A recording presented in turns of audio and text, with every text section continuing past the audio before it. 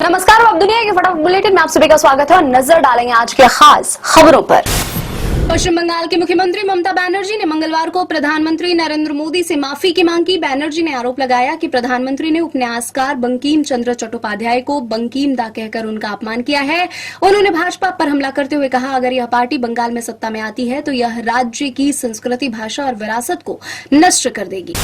गृह मंत्री अमित शाह ने राज्यसभा में कहा कि जब वंदे मातरम के 50 वर्ष पूरे हुए तब नेहरू ने इसके 2 टुकड़े कर दिए थे। जब वंदे मातरम 100 साल का हुआ तब महिमा मंडन नहीं हुआ, क्योंकि वंदे मातरम बोलने वालों को इंदिरा जी ने जेल में बंद कर दिया था। देश में आपातकाल लगाया गया था। विपक्ष के लाखों लोगों को, लाखों स्वयंसेवियों, लाखों समाज सेवियों को जेल में बंद कर दिया गया था।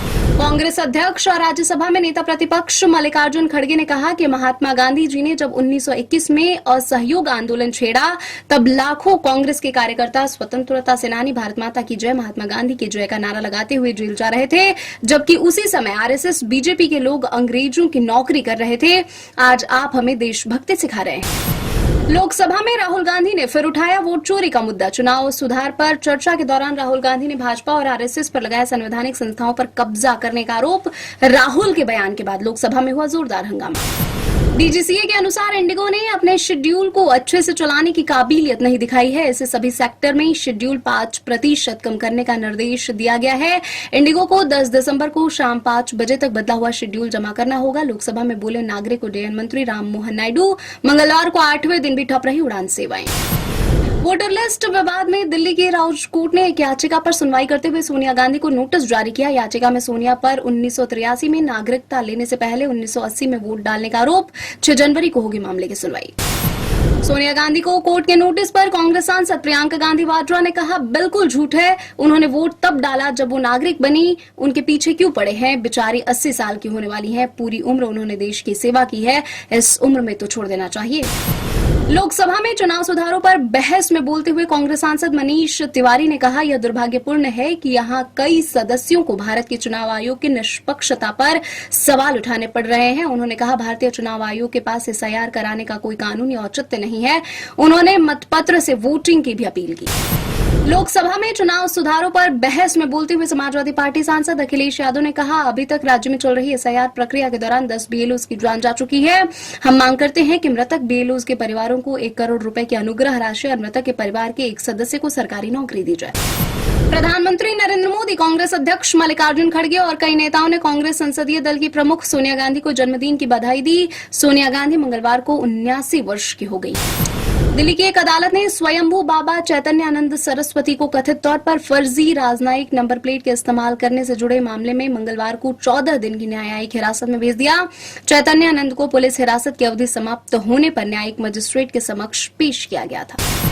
गोवा पुलिस ने कहा, नाइट क्लब में आग लगने की घटना के समय उसके मालिक सौरभ और गौरव लूथरा गोवा में नहीं थे। कहा, घटना के बाद उनका पता लगाने के प्रयास शुरू किए गए। इस हादसे में कई लोगों की मौत हुई थी। गोवा के मुख्यमंत्री ने दिए बुलडोजर चलाने के आदेश। गांजा तस्करी मामले में गिरफ्तार सगे भाई से मंत्री प्रतिमा बागरी ने किया किनारा। कहा, कोई भी बना लेता है रिश्ता। कथित भाई पर लगा है गांजा तस्करी का आरोप।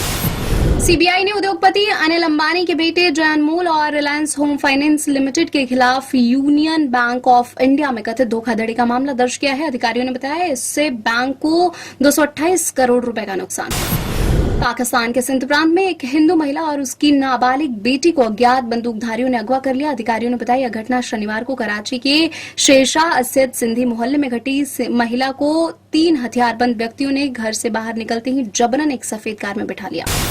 अमेरिकी राष्ट्रपति डोनाल्ड ट्रंप भारत को एक और झटका देने की तैयारी में। कहा, भारत को अमेरिकी बाजार में सस्ते दामों पर चावल नहीं बेचना चाहिए। कहा, वह इस मामले से निपट लेंगे। चीन के पूर्व सरकारी एसेट मैनेजमेंट फर्म के टॉप बैंकर बाई तियानहुई को भ्रष्टाचार के लिए मौत की सजा दी गई।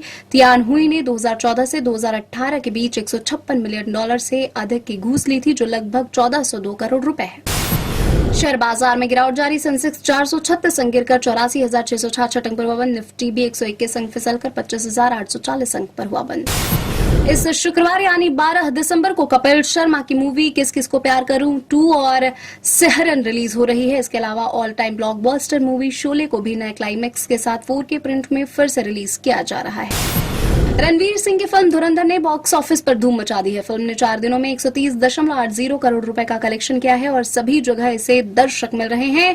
अक्षय खन्ना, संजय दत्त, अर्जुन रामपाल, आर माधवन जैसे कलाकारों वाली यह मूवी आदित्य धर ने निर्देशित की है। ये थी आज की फटाफट बुलेटिन। वैसे ताजा अपडेट्स के लिए बने रहे हमारे साथ, यानी कि विजिट करें अब दुनिया पर।